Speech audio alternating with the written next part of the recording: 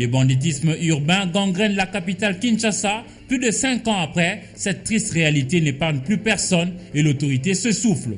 Antena, le journal, James Katamboa.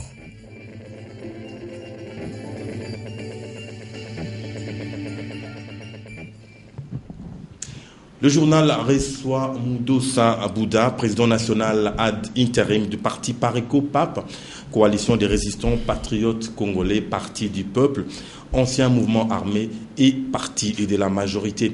Avec lui, nous parlerons des négociations des Kampala et des concertations politiques congolaises à venir. Bonsoir, monsieur Moudossa. Bonsoir, merci. Je reviens à vous tout à l'heure pour parler de ces deux thèmes. Je vous en prie. Bonsoir à vous également et grand merci de vous joindre à nous pour cette session d'information sur Antena. C'est aujourd'hui, samedi 6 juillet, que l'opposition politique congolaise va reprendre les travaux du conclave qui se veut comme la pré-concertation politique annoncée par le président de la République, Joseph Kabila. Jusque-là, les acteurs politiques de l'opposition dans leur ensemble ont répondu présents à ces rendez-vous, sauf l'UDPS d'Étienne Tshisekedi. Les travaux de ces conclaves se tiennent à Limité, 15e rue.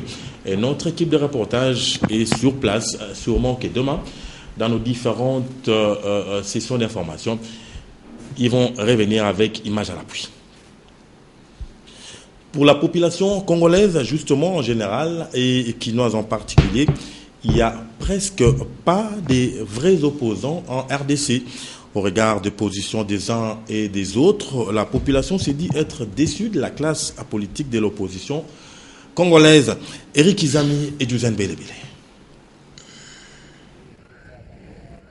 L'opposition politique RD congolaise est à la croisée de chemin. Mais même avant de faire ses preuves, elle est à son tour mal cotée par la population.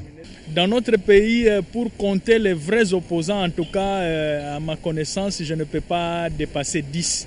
Mais le plus grand nombre là, nous savons qu'ils font de la politique, de l'opposition pour faire seulement de l'opposition, ou soit un ami est de l'autre côté, soit un cousin ou un frère qui est de l'autre côté. Mais ce n'est pas vraiment une opposition sur le plan idéologique. Et la politique est conduite sur base des idéologies. Mais ici, il y a beaucoup d'autres paramètres plutôt qui interfèrent dans le positionnement de chaque politicien. Soit on est de la majorité, soit on est de l'opposition. Au regard de l'histoire politique en RDC, l'opposition politique ne semble plus inspirer confiance. Nos politiciens opposants, ils sont les hommes. Ils sont les hommes comme nous, le peuple. Et le peuple veut que cette opposition soit réelle. On ne peut pas partir de gauche à droite. Il faut que l'opposition soit dans une bonne et due forme.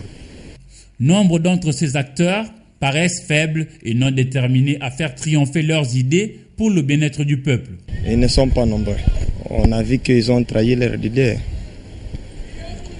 Parce que presque tous les opposants, ils avaient opté pour un leader, Etienne Tshisekedi.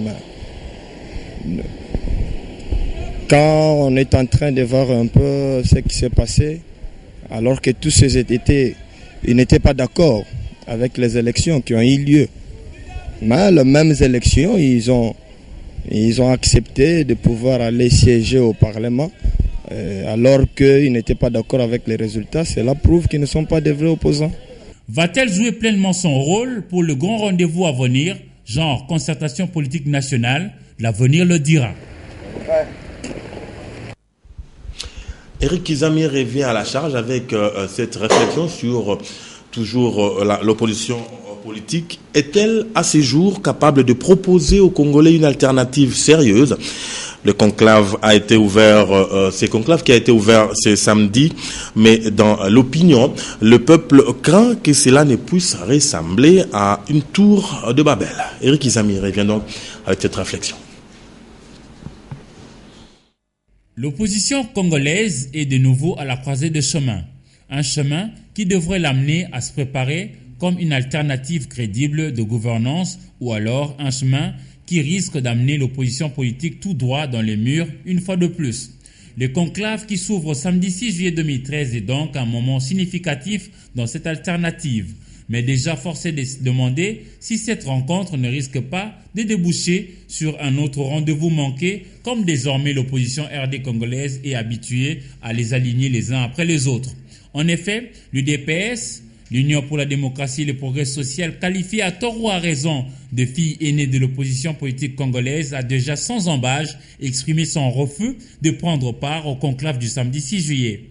Ce qui ne va pas manquer de déséquilibrer cette rencontre quand on connaît le nombre de partis politiques de l'opposition qui se revendiquent idéologiquement du leader Maximo de l'UDPS. Certes, Etienne Tshisekedi Wamulumba ne fait plus l'unanimité auprès d'une catégorie des formations politiques de l'opposition. Reste que ce parti politique se présente comme une mosaïque d'intérêts divers et contradictoires qui peuvent facilement déboucher sur des différences prononcées d'objectifs et d'approches. Les conclaves risquent-ils de se transformer en une tour de Babel? Attendons voir. Monsieur Mdosa, je viens immédiatement à vous pour cette première question. Je suis tenté de vous demander votre point de vue sur l'opposition congolaise. Vous êtes plutôt de la majorité. Quel regard vous avez à partir de la majorité sur l'opposition congolaise actuellement? Et actuellement, je peux saluer l'initiative de l'opposition, du fait qu'ils ont entamé une conclave. Et je suis sûr qu'à partir de cette conclave, ils vont se mettre d'accord et présenter un cahier des charges au sein de ces concertations.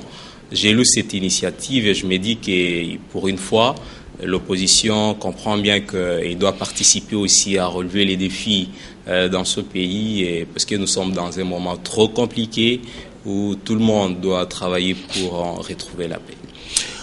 Vous êtes président ad interim du parti politique Pareco-PAP. Pourquoi président ad interim? Président ad interim, c'est tout à fait normal parce que le président n'est pas là. Kinshasa, c'est le siège. S'appelle comment le président? Le président, c'est Mboula Malamu Christophe. Exact. Il n'est pas là, il est à l'Est. Et ça fait un bout de temps, compte tenu de certaines conditions. Et moi qui suis ici, le parti a jugé bon que je prenne l'intérim du parti pour expédier les affaires courantes en attendant. Et comme vous venez de le dire, Pareco-PAP, c'est un parti politique qui est un groupe armé, c'est un ex-groupe armé qui a fait la guerre contre Laurent Nkunda. Après signature des accords de paix de Goma du 23 mars 2009, nous sommes un parti politique, nous sommes membres de la majorité présidentielle et nous avons même des députés au sein de l'Assemblée nationale. 2, exactement. 2 députés, absolument. Comment s'est fait la mutation? Ça s'est bien passé. Souvent, c'est une expérience qui ne marche pas très bien à la longue. La mutation s'est très bien passée. Groupe armé en parti politique. La mutation s'est très bien passée. Sauf qu'il y a eu un problème vis-à-vis du gouvernement. Parce que la mutation n'a pas été faite comme il faut. Parce que parmi les militaires, il y a des militaires qui ne sont pas jusque-là affectés. Il y a d'autres qui ne sont pas jusque-là payés. Et nous, les politiciens, jusque-là, nous ne sommes pas encore intéressés de quoi que ce soit.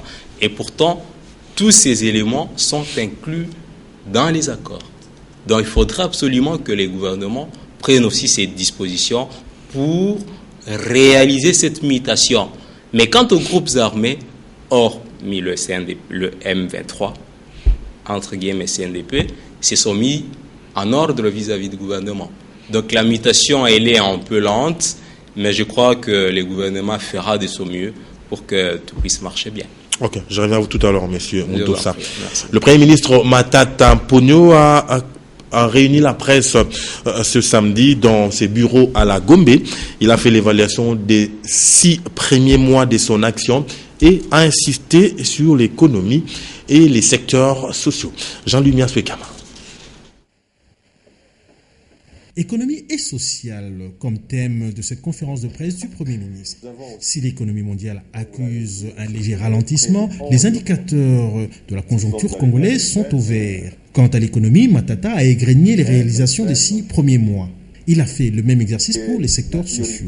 30 juin, pour que les ponts Djili, les ponts Tsanga, les ponts Okapi soient réalité, je crois qu'aujourd'hui, on voit beaucoup plus de visibilité sur ces chemins. L'agriculture. Avec 200 bus neufs qui n'ont jamais été utilisés, d'ici la fin de l'année, Transco va pouvoir créer plus ou moins 3500 emplois stables et sûrs. Nous venons de créer depuis le début de l'année plus de 6000 emplois. C'est un programme de construction et de réhabilitation de 1000 écoles en 12 mois. Nous venons de lancer un programme de 80 millions de dollars américains où nous allons réhabiliter 1000 centres de santé dans l'ensemble de la République. Les Congolais attendent toujours des résultats palpables dans leur vécu quotidien. Le chef du gouvernement les invite à la patience. Le travail que nous sommes en train de faire sous le leadership du chef de l'État est un travail gigantesque dont les fruits vont pouvoir se sentir, mais il faut de la patience. Petit à petit, le système Matata se met en place, pourvu qu'il ait le temps nécessaire pour mener à bien ses objectifs sociaux et économiques pour le bien-être des Congolais.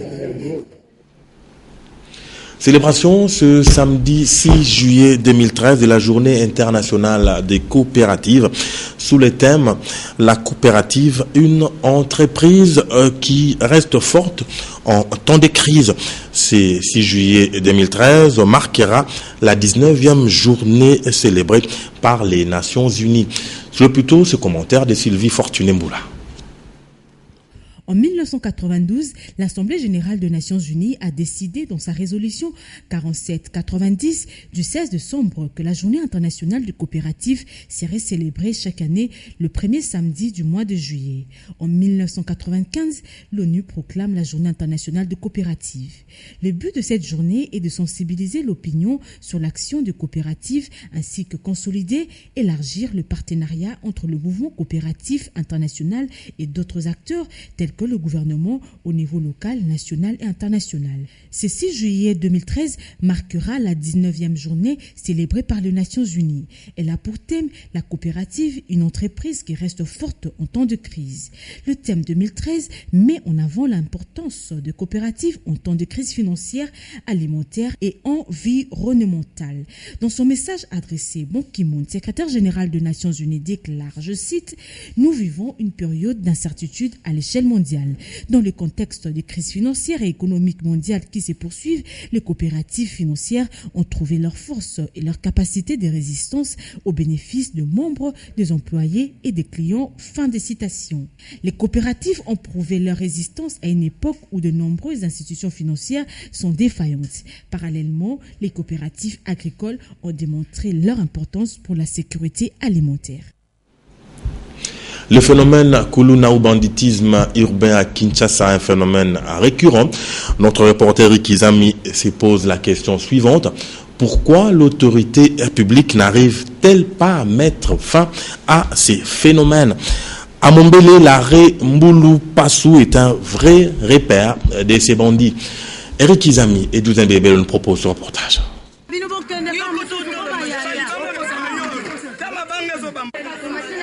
Kuluna, un phénomène qui à ce jour fait le malheur de la paisible société quinoise. En effet, cette forme de banditisme urbain provoque à la fois tristesse et aversion. Ce père de famille revenait de son boulot et une fois arrivé à l'arrêt Mbulu Passou, à Mombele, il verra de ses yeux un groupe de bandits s'en prendre à son épouse qui était sur le chemin d'aller au marché Gambela pour vendre. Sac emporté, téléphone ravi, argent extorqué, monsieur a voulu sauver sa moitié en détresse. Hélas, les bandits lui ont asséné des coups de machette. Cette triste réalité se passe au quartier Mombele à Limité, mais quelques Quinois fustigent déjà le laxisme des autorités de l'État. L'État n'a pas de solution. Alors, tu comprends que ça, complicité na bango, bien ni tu soyez battu. La fois passée, tu vivras dans un phénomène où il y a katakata. Katakata est longwe. Ti avant ba longo la katakata, population est télémaka. Population est télémati. Batuba marcha.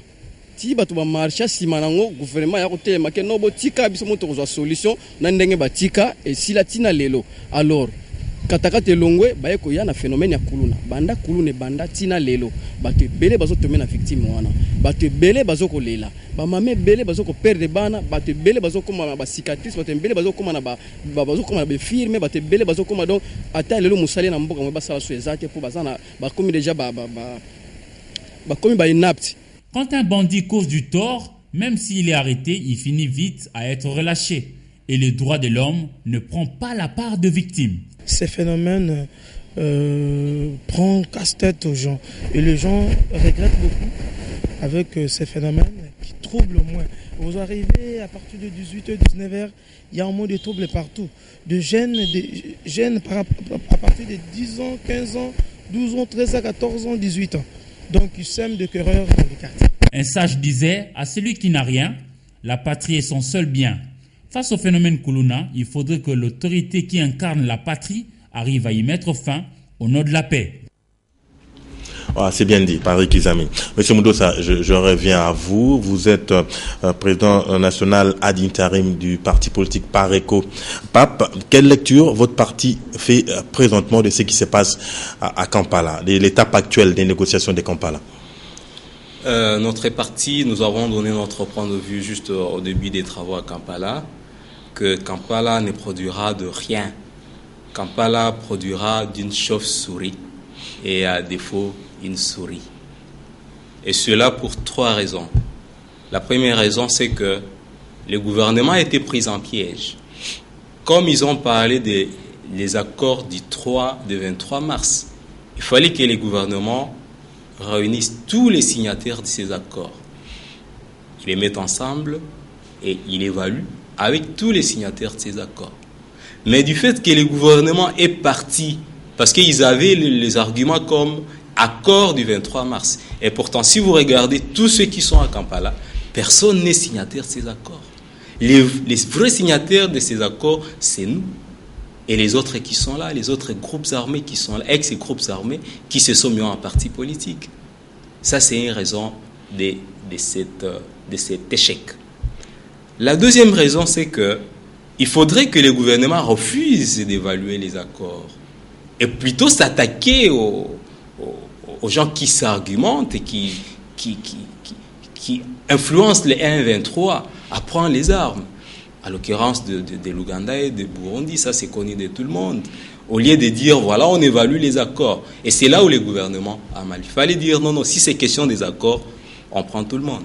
Mais comme c'est M23 et vous n'êtes pas signataire, là, je ne marche pas. Mais vous pouvez quand même contribuer en apportant votre connaissance, en mettant quelque chose dans la JBCR du gouvernement qui allait à cette évaluation. Nous l'avons fait parce que ce n'est pas seulement le 1-23 vous pensez que nous l'avons fait à travers... Vous pensez que vos revendications ne seront pas prises en compte? Oui, c'est à partir de Kampala. Par le simple fait déjà de l'avoir fait. Donc vous êtes en quelque sorte représenté également. La majorité... Notre famille politique, la majorité, a envoyé des gens à Kampala. Ben ouais. Sans doute, nous savons qu'ils ne produiront rien à Kampala. Parce que ce n'est pas vraiment le problème d'évaluation de ces accords. C'est un problème d'une guerre qui est influencée par l'étranger. Nos revendications ne peuvent pas prendre solution à Kampala, d'autant plus que, nous ne sommes pas associés à ces revendications. Et nous ne sommes pas agresseurs aussi non plus, c'est ça. Exact. On va parler sport à présent pour prendre cet élément sur l'analyse des forces en présence de la rencontre qui aura lieu demain ici au Stade des Martyrs entre les Léopards, la RDC et les Diables Rouges du Congo-Brazzaville. C'est là, bien sûr, dans le cadre de la dernière phase des éliminatoires du CHAN 2014 qui aura lieu en Afrique du Sud au mois de janvier prochain. Prenons donc cet élément de Patrick Borel Mukendi sur l'analyse des forces en présence de cette rencontre. Le Léopard football de la RDC évoluant au pays en découp ce dimanche au Stade des Martyrs de la Pentecôte avec les Diables Rouges de la République du Congo en match aller des éliminatoires du championnat d'Afrique des Nations zone centre. Malgré une préparation en dents d'ici, les Léopards affûtent avec sérénité leurs armes pour dévorer les Diables Rouges afin d'éviter les dégâts au match retour. L'entraîneur du Congo-Brazzaville s'est basé à l'effectif du club champion de la CAF, Léopard de Dolisie. Mais les statistiques montrent que la RDC domine à tout moment son ami d'en face, même quand elle est en défaillance. La RDC a été la première nation à soulever les trophées en Côte d'Ivoire sous l'égide de Santos Moutoubile avant que la Tunisie rafle la deuxième édition de 2011 au Soudan. Le même coach rêve de rééditer l'exploit de 2008. Pour bloquer l'envoûtement des Diables Rouges, Santos jettera son dévolu à Lomboto Hervé pour garder le perche, Bangala Litombo et Lino Masombo comme charnière centrale. Les Mamabidi et Mutombo Kazadi seront les deux milieux des terrains. Comme de coutume, Issa Mampeko et Ebunga Simbi joueront dans les deux côtés de la défense. Mumbele Ndombe et Eric Bokanga occuperont les deux côtés de l'attaque. L'homme fort de DC Motema Pembe, Yannick Mbidi, évoluera comme avant-centre de soutien aux côtés de Kabamba Mukunji. Le derby République démocratique du Congo, République du Congo de ce week-end risque de bouger le fleuve Congo. Attendons voir. Voilà, Papi Katassi nous dit que la mobilisation est totale chez les Congolais de la RDC pour cette rencontre de demain.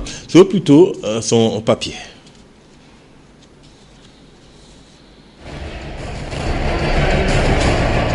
Il y a dimanche au vraiment donc to senga to ba no to ba congolais to tika ba congolais boya vome bele soutenir biso aux alliés éliminatoires ya CHAN 2014 do boya soutenir biso vraiment donc ba victoire ebanda dimanche au tout lomba kwa t-shirt kwa to kwa tanga na ikudo kuma beaucoup tukala ni courage wa kuloba ko eta mshindo wa kutosha force wa kanyini nda match mu dimanche ina lomba to ba fanatique bote ba congolais bakuye na ba kulubumbashi ba to soutenir bote njou ya qualification et tout. Je sais vraiment à tous les Congolais vraiment ba sanga na ba vraiment unis parce que de gagner Congo Brazza de gagner Congo Brazza to ke CHAN vraiment donc c'est que tous les Congolais vraiment ba unis pour na cause mo ka de gagner Congo Brazza. Le to senga public de Sobara ebele ba soutenir biso à 100% jusqu'à la fin. Je fais appel à tout le public, à nos peuples congolais de venir nombreux le dimanche, nous soutenir à 100% et on leur rassure qu'on va faire un très beau résultat dimanche.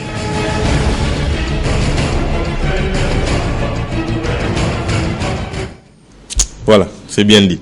Alors, on va faire un clin d'œil à présent à un de nos opérateurs de prise de vue. Il s'appelle Igou Moussangilai et il tient un club de Jiu-Jitsu à Lemba. Ce club a pour nom Hong Kong Bibende. Et il nous signale, le reporter qui a fait ce papier, Patrick Borel-Moukeni, nous signale que dans ces clubs de maître Igou Moussangilai, on a démarré hier un séminaire de remise à niveau. Suivons ce reportage. Profitant de son séjour à Kinshasa où il a appris aux jeunes les styles Yawara, Maître Ems a une fois de plus saisi l'opportunité du début des grandes vacances pour organiser un séminaire de remise à niveau dans toutes les catégories confondues de la discipline Jiu-Jitsu. Cette première journée a été basée sur la théorie des Jiu-Jitsu Budo, en présence de Maître Igou Moussangila Idi Mukile Ngando ou la queue du crocodile, Maître Shérif, Maître Lima, Maître Fils, le professeur Ems a laissé ses élèves lui soumettre leurs préoccupations concernant ces disciplines qui montent en puissance en RDC. Étant un féru de cet art, Pierre Mbouyou explique l'importance du séminaire. La première des choses qu'il faudrait d'abord retenir, c'est que la pratique de cet art martial d'une noblesse extraordinaire requiert l'apprentissage aussi bien théorique, technique et pratique. Après avoir assimilé les notions techniques et pratiques, nous avons jugé bon et utile de pouvoir ramener nos élèves, nos amis, nos maestros, toutes les personnes qui contribuent et qui font partie de cet art martial. Nous avons jugé bon et utile de les ramener au niveau de ces séminaires de renforcement des capacités pour que les gens sachent un peu l'historique du Jiu-Jitsu, comment est-ce que le Jiu-Jitsu est arrivé à Kinshasa et plus particulièrement dans la commune de Lemba. Nous avons jugé bon et utile également de pouvoir donner des notions, des bribes, des notions dignes de ces noms à travers la philosophie, les techniques et tout ce qui font partie que nous puissions avoir des pratiquants qui puissent allier la théorie, la pratique et surtout la technique par la connaissance de cet art martial dans tout son aspect. Il faut les reconnaître, les aspects qui peuvent aujourd'hui nous permettre de dire que nous avons des athlètes bien formés qui ont la tête pleine et la tête bien faite. Ce séminaire de remise à niveau, qui ira jusqu'au 7 juillet, a pour but de rappeler aux Jiu-Jitsuka le fondamental, car être sportif ne doit pas être le motif de battre les autres. Il s'agit de chercher à préserver la santé et assurer le bon fonctionnement de son système nerveux. Monsieur Moudouz, on va bientôt se quitter, mais encore quelques questions à vous poser. Comment pensez-vous justement que ces négociations de Kampala puissent se clôturer? Vous avez quelques pistes de sortie? Nous avons 3 pistes de sortie. La première piste, c'est quoi? C'est que les gouvernements prennent tous les signataires de ces accords autour d'une table et on n'évalue que les accords. À partir de là, les amis de 1-23 vont manquer les arguments, parce que là, on va passer point par point, et ce sont des accords qui concernent tout le monde. Et là, ils n'auront pas à dire. Deuxième piste de solution, que pendant ces concertations, qu'on fasse appel à Nkunda, Bertrand Bisimwa et les autres, qu'ils viennent verser toutes leurs revendications dans les concertations, que la nation congolaise, comme ils paraissent avoir pitié des Congolais, que la population congolaise analyse toutes ces revendications et qu'on trouve une certaine orientation. Troisième piste, si cela n'est pas fait, qu'on traque une fois pour toutes, qu'on prend la décision de traquer, et c'est tout. On se décide, on se dit, bon, trop c'est trop, on traque, qu'advienne que pourra. Aujourd'hui, nous comptons plus de 6 millions de morts et tout, donc on peut se dire, bon, ce sont les seules pistes de solutions pour mettre fin à Kampala. Et qu'on arrête carrément les travaux de Kampala et qu'on passe par les 3 étapes dont je viens de citer ici. Voilà, vous parlez aussi très souvent dans vos propos, vous citez les concertations politiques congolaises qui vont avoir lieu incessamment. À quoi pensez-vous qu'elles puissent déboucher ces concertations pour qu'on puisse conclure notre causerie? Je remercie d'abord le chef de l'État qui a réalisé qu'enfin, le Congo ne va pas bien. Et c'est seulement les conversations, les concertations, une forme de dialogue qui peut amener la cohésion nationale. Et je salue franchement cette initiative. Je dis que c'est la seule piste qui reste pour ce Congo. À partir de là, on peut faire différentes orientations, surtout en misant sur la sécurité, la défense des droits de l'homme. C'est catastrophique. Et quand on voit tout ce qui est en train de se passer chez nous, bon, pas chez nous à l'Est, un peu partout, au Katakatanga, un peu partout, vous trouvez que c'est inadmissible. Mais à partir de ces concertations, chacun apporte ce qu'il a apporté comme mécontentement, comme frustration, comme orientation, pour qu'une fois pour toutes, que le Congo prenne un élan. Ça se fait partout au monde. Quand on trouve qu'il y a quelque chose qui ne va pas, on s'arrête. Et on s'est dit, on évalue, on cherche qu'est-ce qui va pas, pour qu'ensemble on puisse faire quelque chose de mieux. Ok, merci M. Moudossa. On va prendre cet élément en international sur Nelson Mandela. Il n'est pas mort, il est toujours hospitalisé, mais c'est dans sa famille que des choses pas du tout bien se passent. On se dispute déjà son héritage. Suivez plutôt ce reportage de nos amis de Euronews. Les querelles au sein de la famille de Nelson Mandela et les informations parfois contradictoires au sujet de l'état de santé de l'ancien président ont-elles alimenté en Afrique du Sud une certaine inquiétude concernant l'avenir. À Pretoria, devant la clinique où est hospitalisé l'icône de la lutte contre l'apartheid, les attentes sont grandes. Le monsieur Mandela n'est pas un type ordinaire. Si nous demandons à nos leaders, c'est d'être comme Mandela. J'espère, indique cette Sud-Africaine, que nous garderons ce qu'il nous a apporté, la confiance et la paix, et que d'autres en profiteront, pas seulement nous, j'espère qu'on gardera son héritage.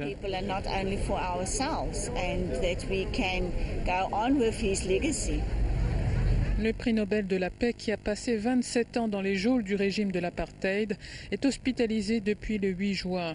Il aura 95 ans le 18 juillet prochain. Je souhaite l'unité pour tout le monde, que sa mémoire reste en nous, que nous conservions son héritage, souligne cette Sud-Africaine. His memory stays with us. His legacy stays with us. Yes. Nous sommes inquiets pour l'avenir, indique cet homme. Il va probablement mourir et nous ne savons pas ce qui va se passer parce qu'il s'est battu pour la liberté et la paix.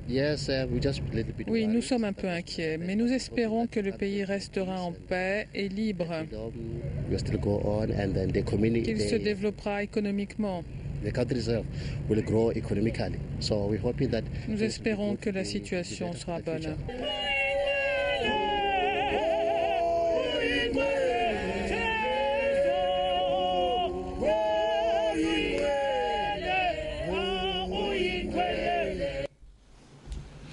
C'est par là que nous réformons ce journal. On recevait M. Moudossa Bouda, président national ad intérim du parti PARECO, PAP, Coalition des résistants patriotes congolais, Parti du peuple, ancien mouvement armé.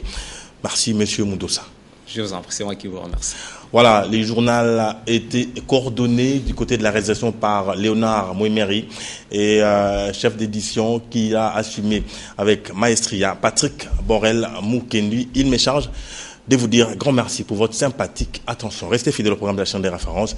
Ils sont tout simplement alléchants. Excellent week-end à toutes et à tous.